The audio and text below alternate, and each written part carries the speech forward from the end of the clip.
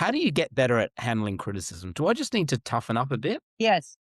Yeah. Because I Look, if mean, you I feel it, and I'm very aware, and I was joking before, but I'm very aware that um, the noise gets louder and louder, doesn't it? When you're leading a school, when you are changing the way that people view and value education, like you are sort of welcoming people to criticize you. But how do you sort of turn that noise down? Because it would be, I think, probably drowning at some point.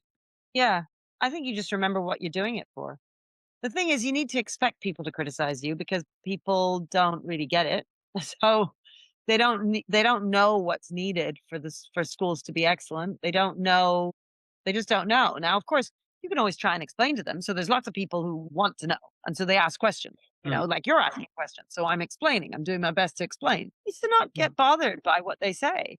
You have to just remember what you're doing it for. Often, look, when people aren't interested in actually having a conversation, they just criticize you, your person. They criticize who you are. That's what they do.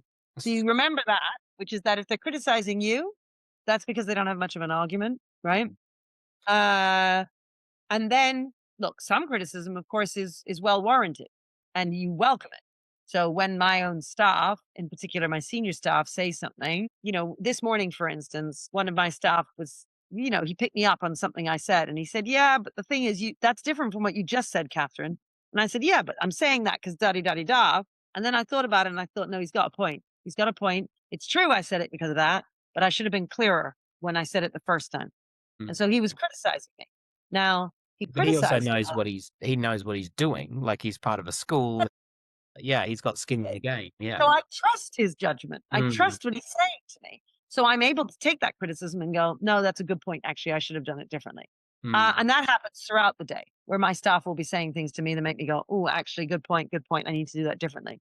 But these are people who I really admire and respect.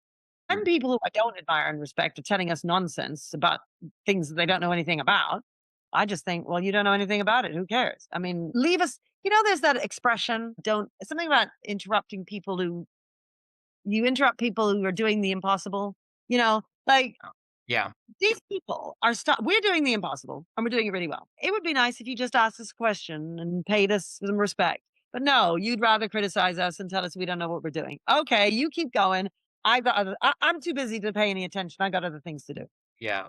I love that. Yeah, Catherine, I'm the proud dad of two very strong-minded, beautiful girls. Do you have any advice on how, as a dad, I help to channel that? Because I think with young people, it's very easy when it's bedtime to kind of snuff that out.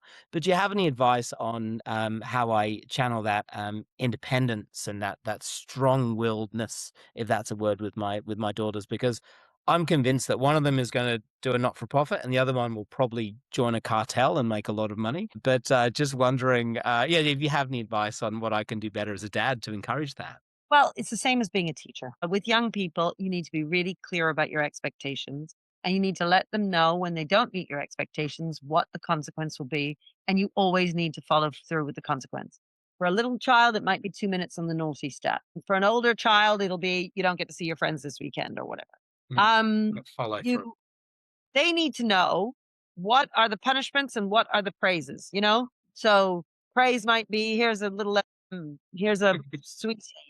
We're going out with the family this after evening and you're going to get, to go on some ride or do something or whatever it is, right? So you know the things that they want. Those are the things that you praise them with. The things they don't like having something taken away, you're going to do that and you're always going to be consistent. You can't have them thinking, "Well, but mom said this and dad says that." That's a disaster. That's why children who grow up in split homes often don't do as well as those who grow up with mom and dad in the same home. It's because of the inconsistency, right? Mhm. The inconsistency. Mom says bedtime is 8, dad says bedtime is 9. Mom says no smartphone, dad says, here you go, here's the smartphone, or whatever. The fact is, both mom and dad need to be singing from the same hymn sheet. So, mom and dad, even if you're in the same household, need to make sure you're talking to each other so you know what the plan of action is. It's like going to war every day, right? It is. What's what's the plan for battle today, right? Yeah. Make sure you don't undermine each other.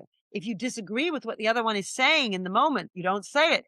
You wait until later once they're in bed and you say, darling, I think what you said there, you were being a bit harsh, or gosh, you were being a bit soft, or whatever it is. And you do that in order to make sure that you're on the same hymn sheet in front of the kids. Because as soon as they think there's a loophole, as soon as they think that there's any discrepancy between the two of you, they're going to take it, right?